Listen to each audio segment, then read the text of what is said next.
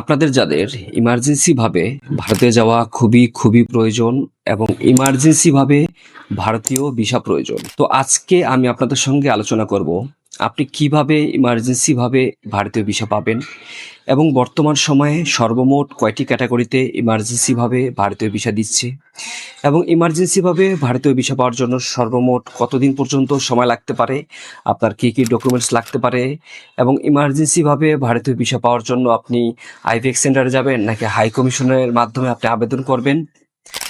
তো আজকের ভিডিওতে আমি শুরু থেকে শেষ পর্যন্ত সম্পূর্ণ একটি গাইডলাইন দিব এবং যে গাইডলাইনটি অনুসরণ করে আপনি খুব দ্রুত সময়ের ভিতরেই ইমার্জেন্সি ভাবে ভারতীয় ভিসা পেতে পারেন। বিসমিল্লাহির রহমানির রহিম।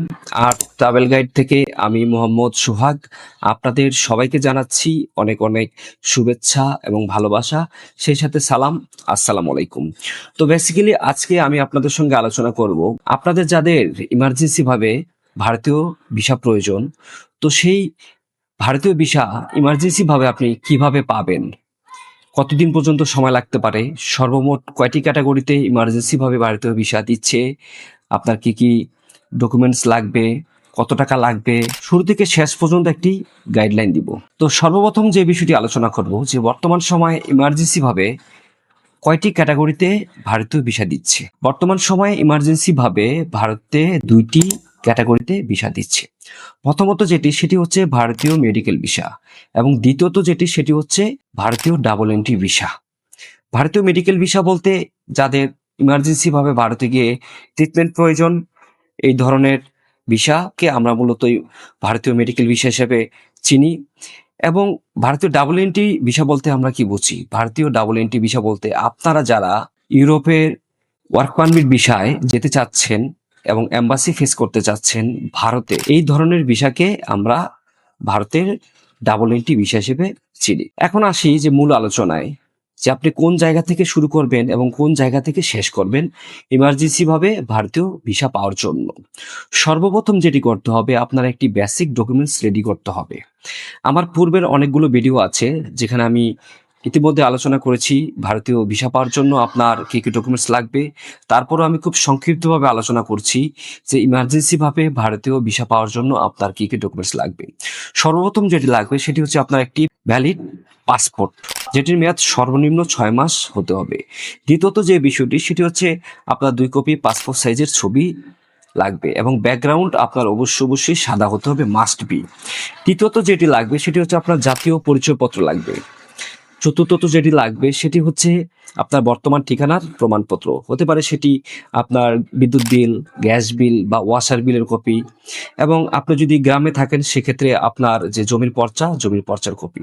পঞ্চমত আপনার পেশা পরিচয়পত্র, আপনি যদি একজন ব্যবসায়ী হন আপনার ট্রেড লাইসেন্স, আপনি যদি চাকরিজীবী হন আপনার এনওসি কপি লাগবে। এখন ভাই অনেকেরই প্রশ্ন আসে যে ভাই আমি তো একজন হকার, আমি তো রাজমিস্ত্রির কাজ করি, আমি যে পেশায় আছি সেটির তো কোনো সার্টিফিকেট নাই। তাদের ক্ষেত্রে হচ্ছে যেটি লাগবে সেটি হচ্ছে আপনার গ্রামের যে জমি আছে, কৃষি জমি অথবা বসতবাড়ি জমি, সেটির পর্চা। এবং আপনার যদি কোনো জমি না থাকে সেক্ষেত্রে আপনার যেটি লাগবে, আপনার যে ইউনিয়ন পরিষদ আছে বা সিটি কর্পোরেশন আছে সেখানকার যেই কাউন্সিলর মহোদয় অথবা চেয়ারম্যান মহোদয় আছে তার কাছে কি আপনি বলবেন যেন আপনাকে তারা একটি সার্টিফিকেট দেয় যে আপনি কোন পেশাতে বর্তমানে তার ইউনিয়ন বা তার যে ওয়ার্ডে আপনি আছেন এবং কোন পেশায় আছেন সেটি যেন সে উল্লেখিত করে দেয়। সেক্ষেত্রে আপনার কোনো ট্রেড লাইসেন্স বা এনওসি কপি লাগবে না। ষষ্ঠ যে বিষয়টি সেটি হচ্ছে খুবই গুরুত্বপূর্ণ বিষয়, সেটি হচ্ছে আপনার ব্যাংক স্টেটমেন্ট এবং আপনার ব্যাংক সলভেন্সি। সর্বশেষ 6 মাসের যে ব্যাংক স্টেটমেন্ট সেটি লাগবে এবং অবশ্যই আপনার মিনিমাম 65,000 টাকা ব্যালেন্স রাখবেন। যদি আপনি 65,000 টাকা ব্যালেন্স না রাখেন আপনার ভিসার প্রাপ্তির হার অনেকাংশে কমে যাবে এবং আপনি ইমার্জেন্সি ভাবে ভিসা পাওয়ার সম্ভাবনা আপনার নাই বললেই চলে। এবং ইমার্জেন্সি ভাবে ভিসা পাওয়ার জন্য আরেকটি করণীয় বিষয় হচ্ছে আপনি ব্যাংক স্টেটমেন্টের পাশাপাশি আপনার পাসপোর্টে মিনিমাম $1,000 আপনি এন্ডোর্সমেন্ট করে নেবেন। কারণ ভাই এন্ডোর্সমেন্ট করতে কিন্তু আপনার টাকা লাগবে না, সর্বোচ্চ আপনার 200-500 টাকা খরচ হতে পারে, আবার নাও হতে পারে। আপনি আপনার নির্দিষ্ট যে ব্যাংক আছে সেই ব্যাংকে চলে যাবেন, সেক্ষেত্রে আপনার কোনো টাকা পয়সা লাগবে না, 1 টাকা লাগবে না। পরবর্তীতে আপনার করণীয় কি? পরবর্তীতে করণীয় হচ্ছে আপনি তো একটি বেসিক ডকুমেন্টস গুলো রেডি করেছেন ইতিমধ্যে। তারপর করণীয় হচ্ছে আপনি বাংলাদেশে যেই হসপিটাল বা চিকিৎসকের আন্ডারে আপনি চিকিৎসা করাচ্ছেন তাকে বলবেন তার যেই পেড আছে, সেই চিকিৎসকের যে পেড আছে সেখানে যেন, বা চিকিৎসাপত্রের যে পেড আছে সেখানে উল্লেখিত করে দেয় যে আপনার ইমার্জেন্সি ভাবে ভারতে যাওয়া প্রয়োজন। আপনি যদি ডাবল এন্ট্রি ভিসাতে যান সেক্ষেত্রে আপনার কিছু লাগবে না। আপনার শুধু লাগবে হচ্ছে আপনি যেই দেশে যাবেন, যে কোম্পানিতে যাবেন, সেই কোম্পানির যেই ওয়ার্ক পারমিটের যে অফার লেটার আছে সেই অফার লেটার শুধু নেবেন, আর কিছু লাগবে না আপনার। সাথে যদি আপনার পুলিশ ক্লিয়ারেন্স অথবা মেডিকেল সার্টিফিকেট থাকে তাহলে আপনার সেটি অ্যাডভান্স, কারণ এটি দিন শেষে আপনার পরবর্তীতে লাগবে। আপনি এগুলো আগেই রেডি করে ফেললে আপনার ভালো হয়। সেগুলো যদি আপনি অ্যারেঞ্জমেন্ট করে দেন সেক্ষেত্রে আপনি ইমার্জেন্সি ভাবে ভারতীয় ভিসা পাওয়ার সম্ভাবনা অনেকাংশে বেড়ে যাবে। তো মোটামুটি এগুলো হচ্ছে আপনি রেডি করলেন। রেডি করার পর আপনার করণীয় কি? দ্বিতীয় ধাপে করণীয় হচ্ছে ভারতীয় মেডিকেল ভিসার ক্ষেত্রে বলছি, কারণ ডাবল এন্ট্রি ভিসার জন্য তো আপনার শুধু ওয়ার্ক পারমিট, অফার লেটার লাগবে, আর এছাড়া আর কিছু লাগছে না। আর ভারতীয় যে মেডিকেল ভিসার জন্য পরবর্তীতে করণীয় হচ্ছে আপনি ভারতের যে হসপিটালে চিকিৎসা করাবেন সেই হসপিটাল কর্তৃপক্ষকে বলবেন আপনার যে চিকিৎসার যেই ব্যবস্থাপনা, মোট কথা হচ্ছে আপনি যে অ্যাপয়েন্টমেন্ট লেটার নিয়েছেন সেই অ্যাপয়েন্টমেন্টের যে বিস্তারিত যেন আয়ুষ যে ওয়েবসাইট আছে, যেটিকে আমরা ভারতের স্বাস্থ্য মন্ত্রণালয়ের যে ওয়েবসাইট হিসাবে চিনি অথবা আমরা অনেকেই আয়ুষ নামে চিনি, সেই ওয়েবসাইটের জন্য তারা মাস্ট বি সাবমিট করে। কেননা আমাদের ভুল হয় কি, আমরা অ্যাপয়েন্টমেন্ট লেটার নেই ঠিকই হসপিটালের, কিন্তু আমরা কিন্তু আয়ুষ যে ওয়েবসাইটে সেখানে তারা আপলোড করেছে কি করে নাই সেটি কিন্তু আমরা যাচাই বাছাই করি না। দিন শেষে আমাদের সকল ডকুমেন্টস ঠিক থাকা সত্ত্বেও আমরা ভিসা পাই না, শুধুমাত্র একটা ভুলের কারণে। তো ভাই আপনি কনফার্ম হবেন যে আপনার আয়ুষ ওয়েবসাইটে তারা আপলোড করেছে, এবং কনফার্ম হওয়ার জন্য যদি আপনাদের কোনো পরামর্শ লাগে আপনি আমাকে ইনফর্ম করবেন। আমি ভালোভাবে যাচাই বাছাই করে আপনাকে কনফার্ম করে দেব আপনার হসপিটাল কর্তৃপক্ষ আয়ুষ যে ওয়েবসাইট আছে সেখানে আপলোড করেছি কিনা। তো মোটামুটি এগুলো হচ্ছে আপনার কাজ। আপনার ডকুমেন্টস রেডি করা, আপনার হসপিটাল কর্তৃপক্ষকে বলা যে আয়ুষ ওয়েবসাইটে আপনার যে চিকিৎসার ব্যবস্থাপনা সেগুলো আপলোড করা, আর আপনি যদি ডাবল এন্ট্রি ভিসার জন্য যান সেক্ষেত্রে আপনার যে ওয়ার্ক পারমিট অফার লেটার সেটি রেডি করা।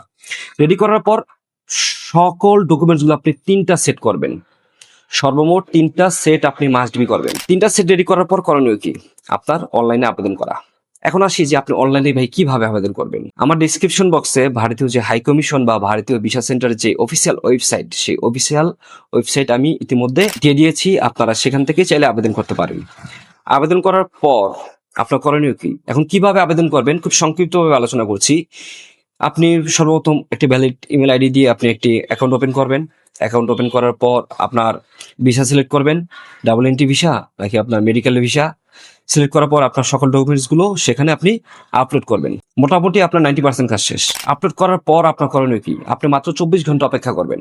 24 ঘন্টার ভিতরে যদি আপনি কোনো স্লট না পান সেক্ষেত্রে আপনি যে 3টা সেট করলেন সেই 3টা সেটের একটি সেট নিয়ে আপনি ভারতীয় হাই কমিশনে চলে যাবেন, এবং ভারতীয় হাই কমিশনের যে ঠিকানা বা অ্যাড্রেস, বনানীর যে অফিস, সেটি আমার ডিসক্রিপশন বক্সে এবং তাদের নাম্বার এবং ইমেল সহকারে আমি দিয়ে দিচ্ছি আপনাদের সুবিধার্থে। আপনি সেখানে যাবেন এবং আপনার যেই 3টা সেট করছেন যে খাম, সেই খামের ভিতরে আপনি উল্লেখ করে দেবেন যে আপনার emergency medical visa must be উল্লেখ করবেন।